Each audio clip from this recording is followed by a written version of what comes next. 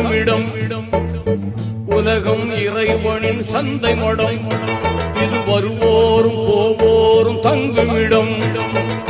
இதுவல்ல நமக்கு சொந்த இடம். இதுவல்ல நமக்கு சொந்த இடம். அங்கே இருக்குது வேறு புரிய இடம்.